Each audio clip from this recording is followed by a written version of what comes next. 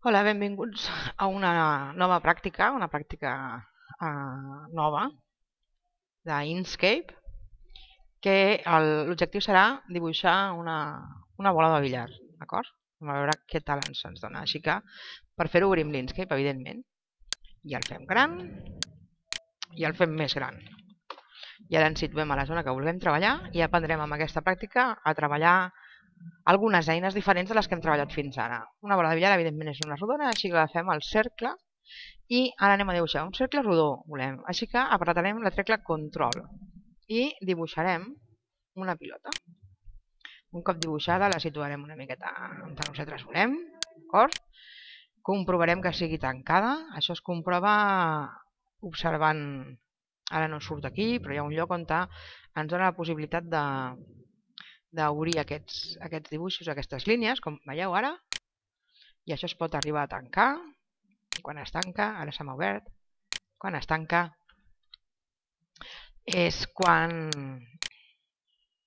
tenim del tot la rodoneta. Molt bé, ara el que anem a fer és canviar-li els colors. Primera cosa que farem és que no volem que hi hagi línia, així que traiem la línia, l'stroke, i en canvi sí que volem que hi hagi fil, que estigui rellena per dins, d'acord? Llavors ara el que farem és donar-li color. Anem a fer una bola aproximadament negra, encara que no ho sembli. El que farem és donar-li un color carbassà més aviat fosc, d'acord? I ara el que farem és treballar l'objecte gradient, que no l'hem treballat gaire i mirarem d'aprendre a fer servir.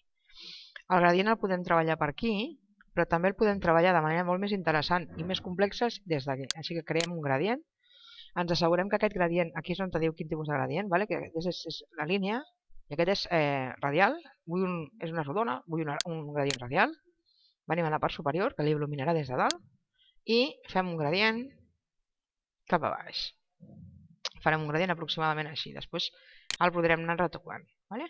I ara aprendrem que aquest gradient en principi és de color carbassa cap a blanc, vaig aprendre a canviar-ho. Amb aquest punt seleccionat, que és el punt llunyà del gradient, aquest és el centre del gradient i aquest és el llunyà, amb aquest seleccionat, si cliqueu negre, veureu que el que fa és donar-me aquest color negre i llavors ara tenim aquesta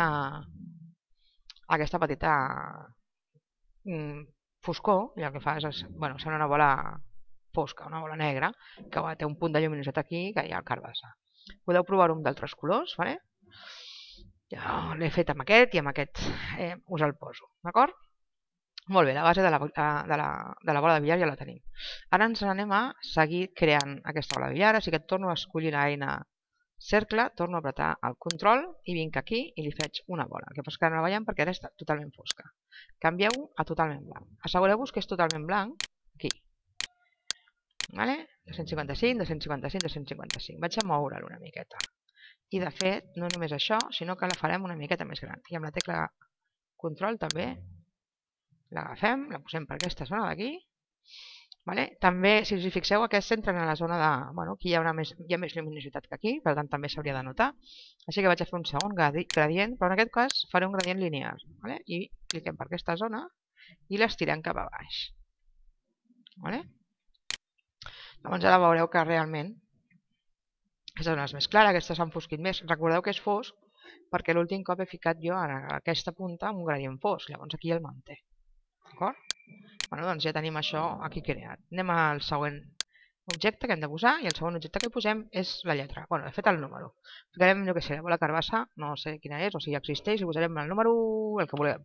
Posarem el número 3, ja? A mi m'ha donat per posar el 3.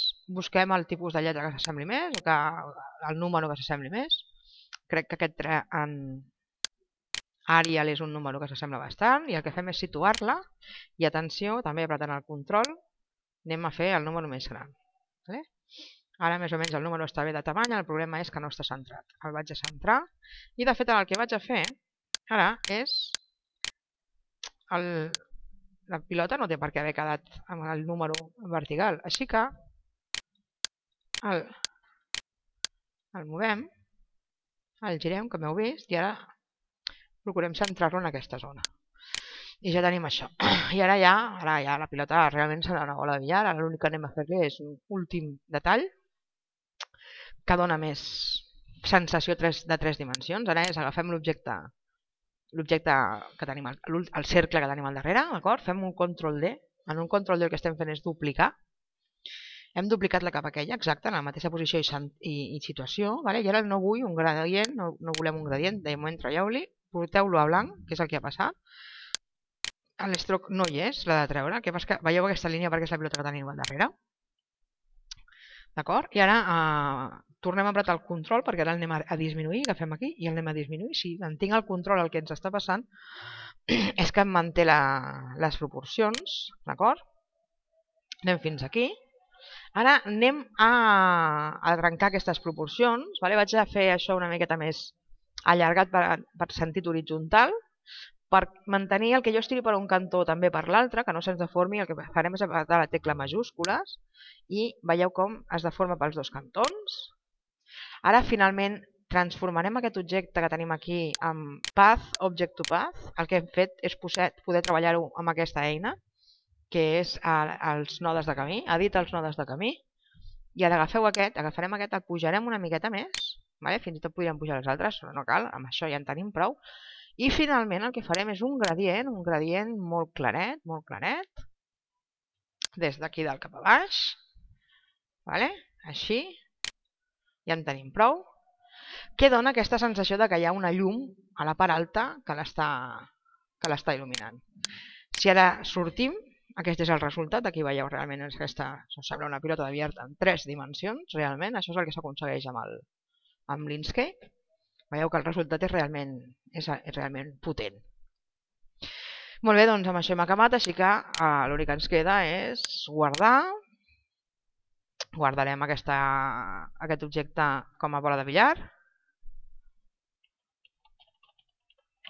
Recordeu que gravarem l'SVG, l'objecte SVG, i un cop desat l'SVG el que farem és l'export bitmap, d'acord? Que ell em posa PNG, però això vosaltres no us preocupeu.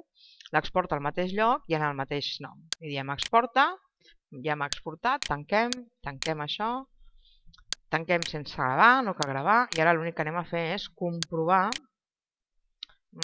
que l'objecte ens l'ha gravat. Anem a Ester, que és on l'hem gravat. I aquí el tenim, així que anem a veure com és. Si posem icones grans ja veureu que és una bola de billar, ja la teniu aquí, i si cliquem se'ns obre i aquí teniu aquest dibuix de la bola de billar.